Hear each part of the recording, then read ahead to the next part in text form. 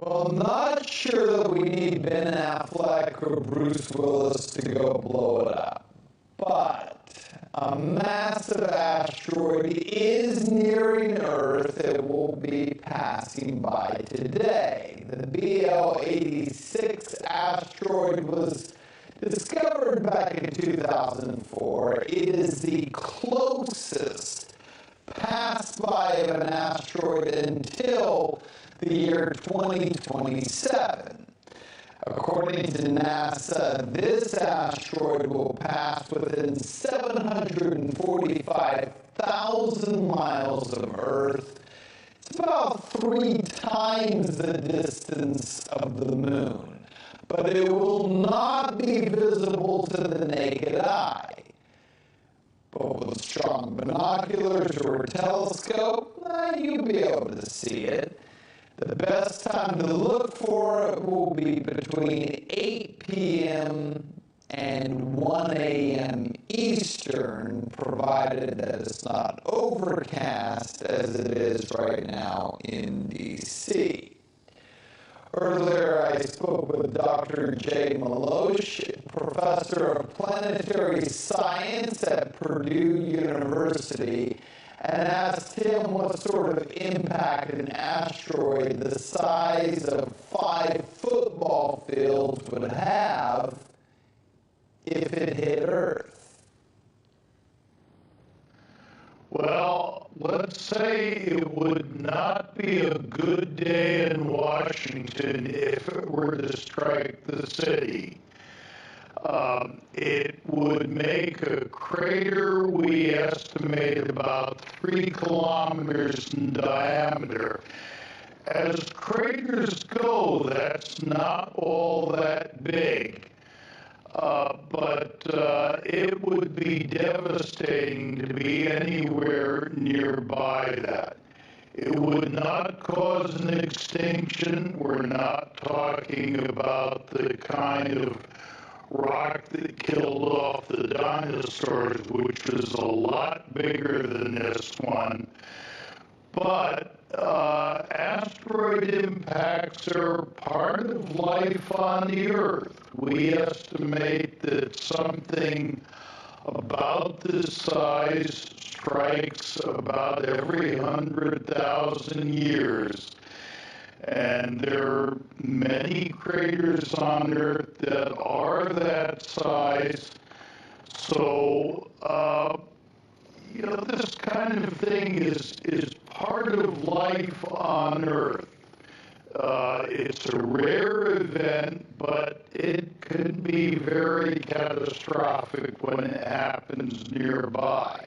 Certainly so. And I mentioned in the lead up to this that the next close pass by after tonight would be in 2027. In that case, the asteroid 1999 AN10 could come within 37,000 kilometers from the Earth's center, according to NASA. That's only, 19,000 miles above the Earth's surface.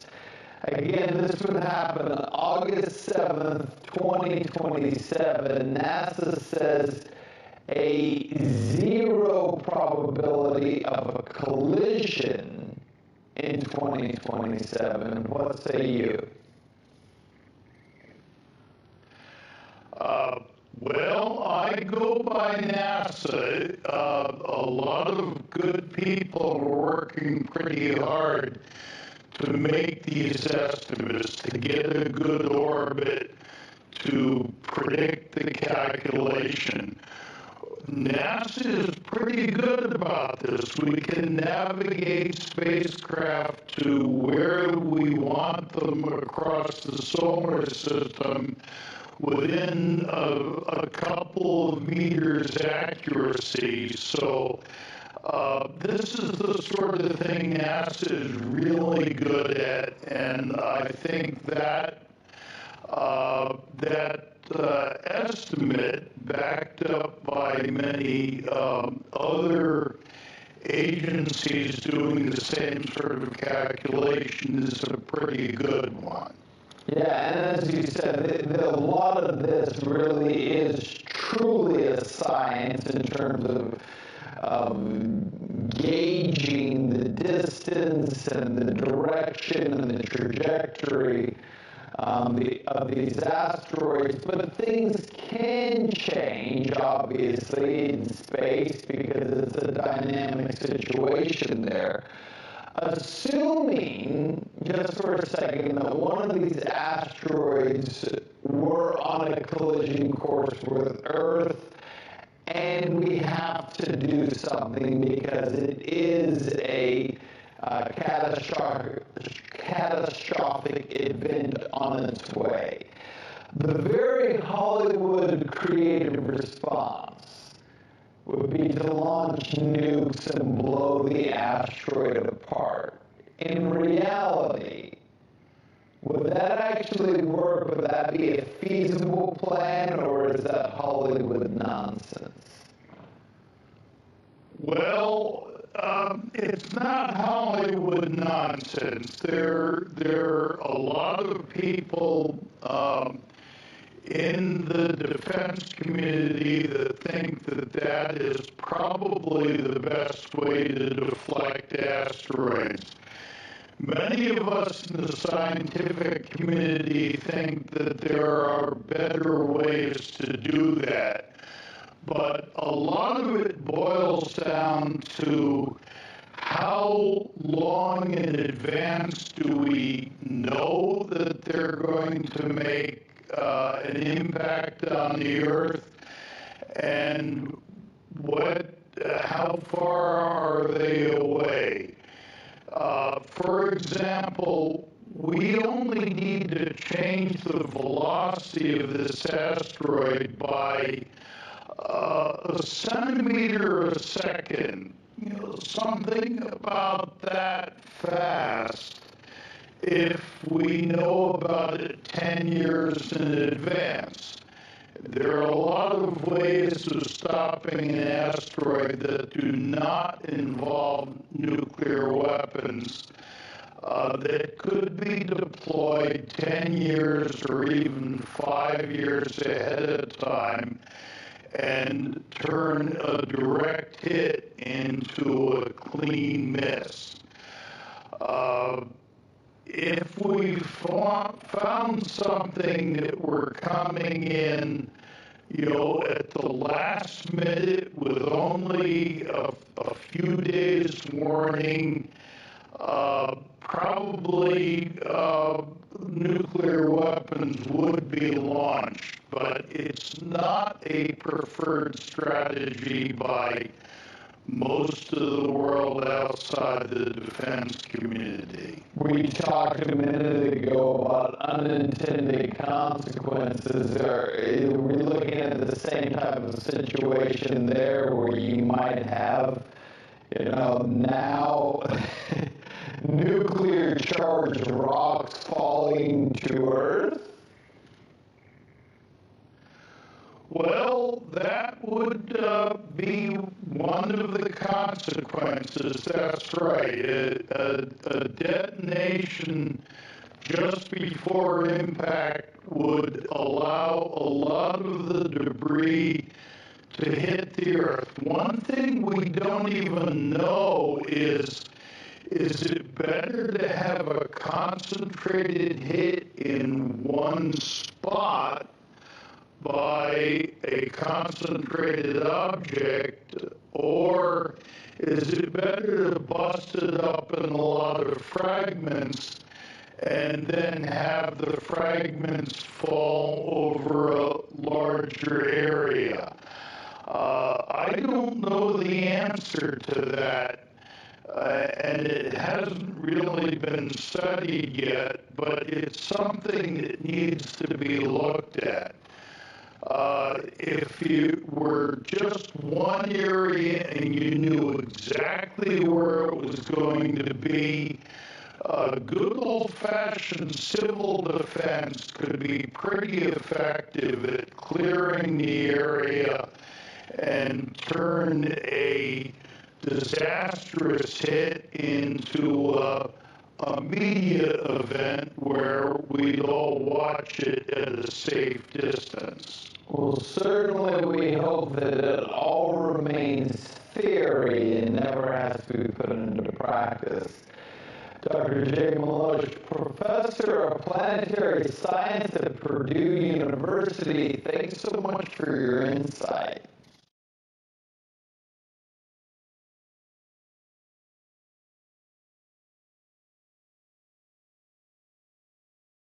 In New York City this morning after the shooting of two more NYPD officers. Both are expected to survive. The shooting comes with police on high alert after the murders of two officers last month in Brooklyn. Two suspects involved in the shooting that took place around 10:30 last night. Surveillance video shows the moment the officers came up against the suspect's gunfire.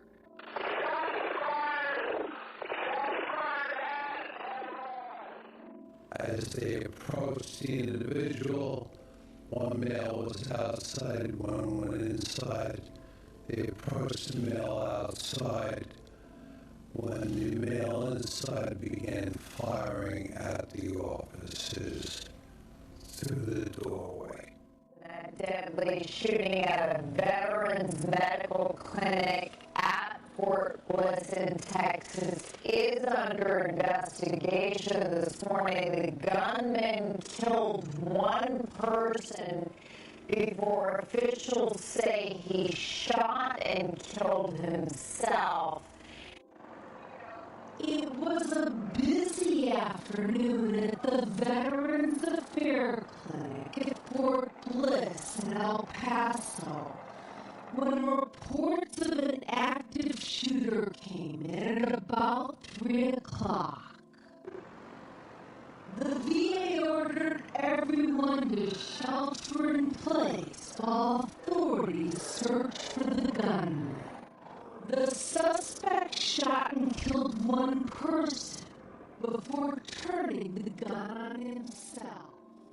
Colorado Springs, Colorado. The FBI is actively investigating an explosion outside the local NAACP chapter. Bomb squad members combed the scene after an explosive device detonated against the building.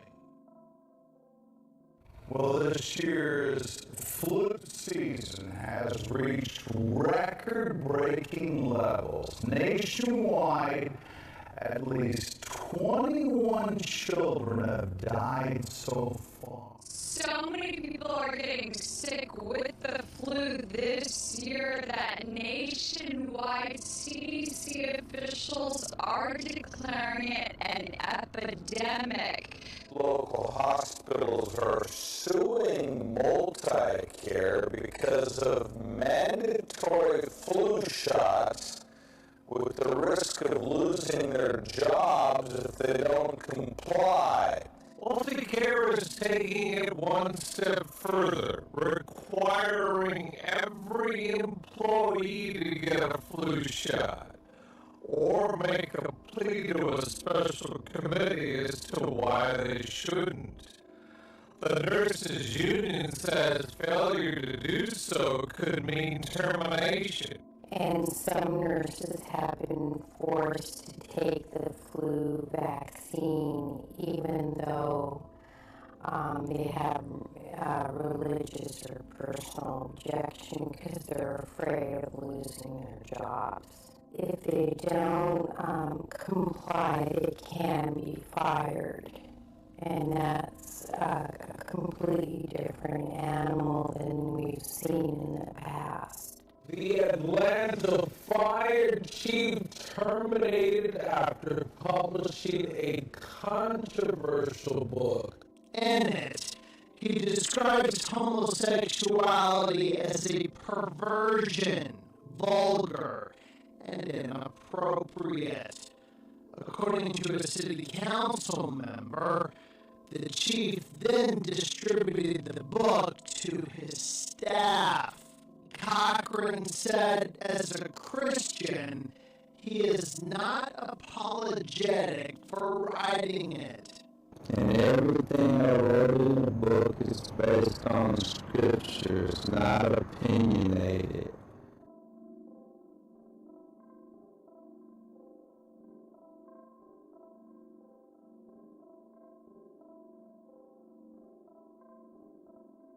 Newsweek magazine's latest issue is it's a piece bashing the Bible. You can see the cover there. The cover declaring the Bible so misunderstood, it's a sin.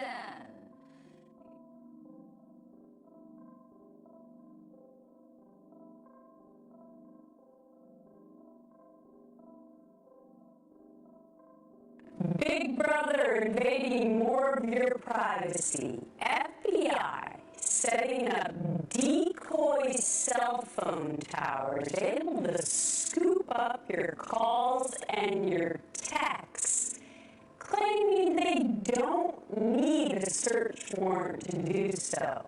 The FBI revealed that it has established cell phone towers so that when you have your cell phone in your pocket or your purse or on the front seat of your car and you're driving by, the towers lure the signal into government computers, and that enables the government to capture any conversation you have on the cell phone or any texts or email. Wearable technology is once again all the rage at this year's Consumer Electronics Show. Giving people quicker access to information, including, probably most relevant right now, information about themselves that they didn't have.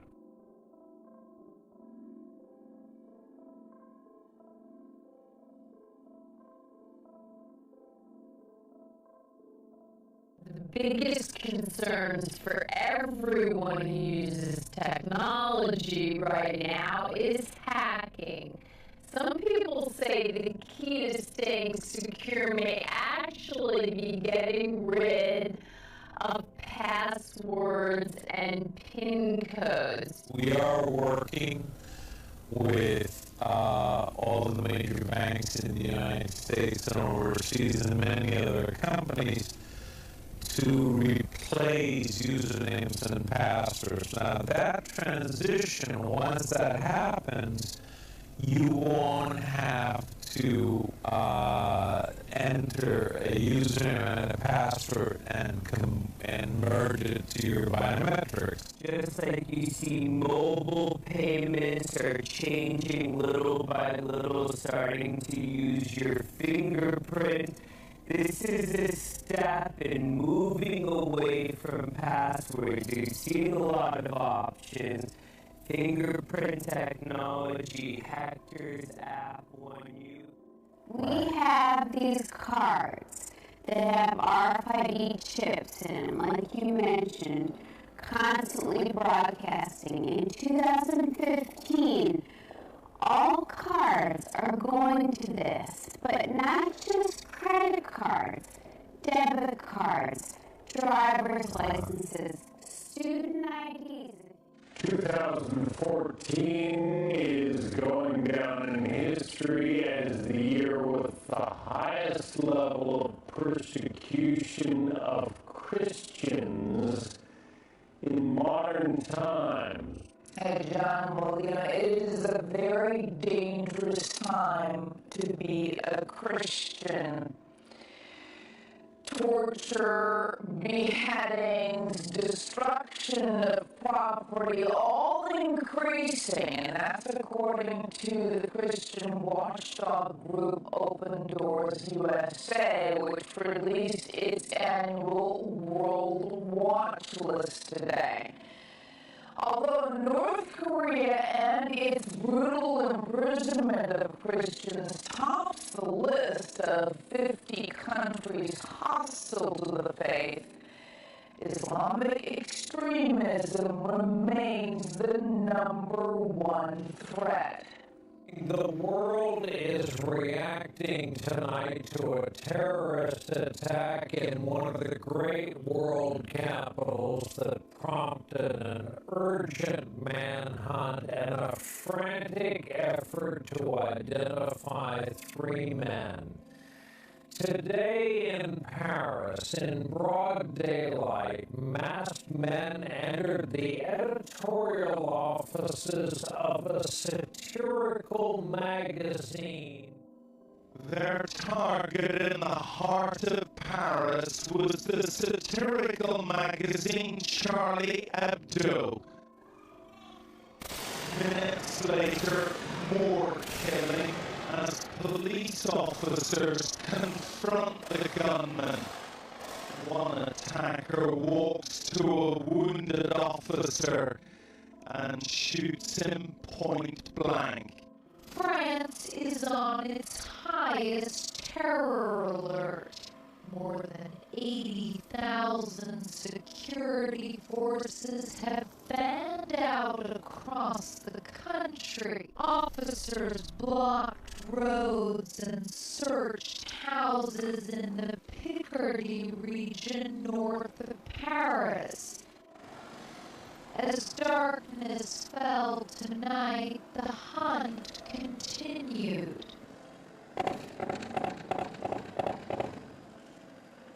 Police are going through towns and villages across this entire area. They're on foot, they're going door to door looking for any possible hiding places. France is reeling from bloody twin sieges in Paris and near the capital, which left 4 hostages dead and 4 others critically injured. Helicopters flew overhead while snipers took positions on nearby rooftops.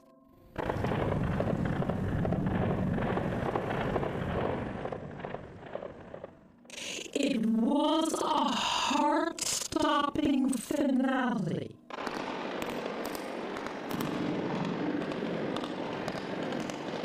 An entire nation on edge, much of the world watching. 2 hostage standoffs and raids unfolding, just minutes but miles apart. Here's the point. There's been a very serious push from the left saying, let's not over-militarize our cops. That should put an end to that discussion right now. We should over-militarize. We should continue to do that. One last thought. I'm sorry. No. After 9/11, I was in the building in 9/11. Right after 9/11, there was the New York City cops. What they did was they did these shows of force. Heavily armed cops would walk around buildings. They'd show up anywhere. 12 cop cars would line up. They'd get out with the full body gear, with the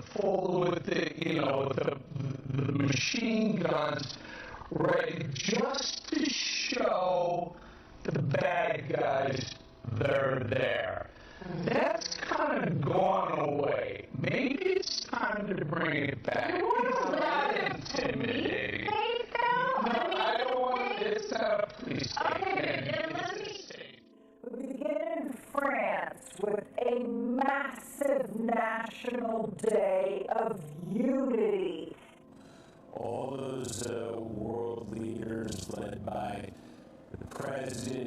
France by his longtime political rival as well. You see Angela Merkel, the German chancellor there. Others, we saw Benjamin Netanyahu, David Cameron, Mahmoud Abbas, all gathered in one place, all going to lead a very, very large crowd.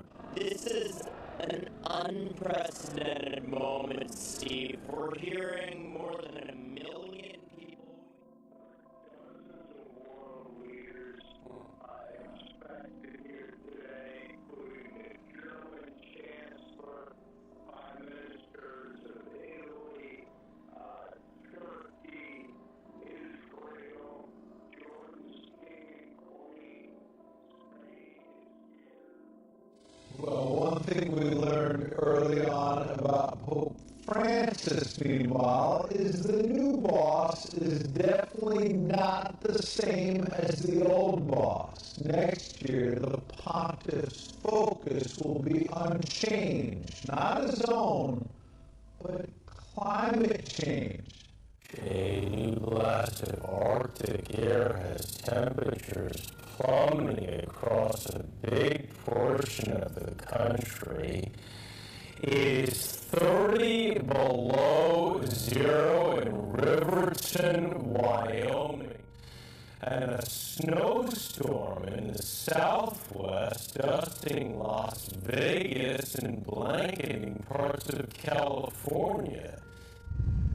The snow fell so fast in Southern California, more than 200 motorists became stranded on winding mountain roads overnight. By morning, the storm had dumped more than 6 inches of snow in low-lying valleys, breaking a snowfall record set in the 1800s.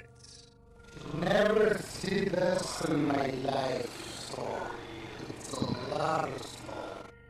Mentioned Catalina, that's where a fierce windstorm turned deadly. The high winds and choppy waters slammed boats ashore in Avalon Harbor. One witness described it as like a witch's cauldron, with the wind whipping up from all directions. Another, a man has lived in the island for 45 years, says he's never seen anything like it. Boats ripped from their moorings. A massive bushfire in South Australia has destroyed homes and is putting people's lives in danger. The fire is out of control on several fronts and threatening the outskirts of Adelaide. With conditions described as the worst since 1983, there are fears that further wind changes could accelerate the fire. Smoke from the affected area northeast of the city can be seen from far away. Here in the United States, though, a massive Arctic front is plunging much of this country into a deep freeze today. Temperatures are below zero in several northern states. Ice over roads Tuesday, causing hundreds of accidents. An invasion of Arctic air could send temperatures plummeting to 25 degrees below in parts of the Midwest. In Iowa, the deep freeze may have played a role in this water main break, crumbling this road and opening an 8-foot crater. Fierce waves crashing off Muskegon Harbor left the 48-foot high lighthouse covered in ice. Look at that. A blanketing, ferocious band of snow, lake effect snow in Michigan, so powerful it reduced visibility to 0 and led to a deadly pileup of well over 100 vehicles on the interstate I-94. A stretch of Michigan interstate looked and sounded more like a combat zone. A winter whiteout causing a massive pileup, shutting down a section of the I-94 in both directions, killing 1, injuring 22. Police say 123 vehicles, 65 of them semi-trucks, slammed into one another. Some burst into flames. Another fatality and injuries reported in this 50-car pileup just outside Ann Arbor. To New Zealand now, where the South Island was rocked this morning by a series of strong earthquakes. The most severe tremor measured 6.4 in magnitude, the second biggest since the devastating 2011 quake. Reported on those earthquakes in Texas, felt in and around Dallas. Well, tonight we're to get another one. Now, 11 earthquakes in just the last 24 hours. And of course, the new concern over what's causing this. Yeah, We're having an earthquake. You think California, Japan, maybe Mexico, but Texas? We just had an earthquake. Yes, ma'am, I believe we did. In the last 24 hours, nearly a dozen small quakes clustered near the town of Irving, leaving Texas-sized cracks. This video footage captured in Israel shows a woman struggling to walk down the street in a central Israeli city. This storm caused power outages that left tens of thousands cut off from electricity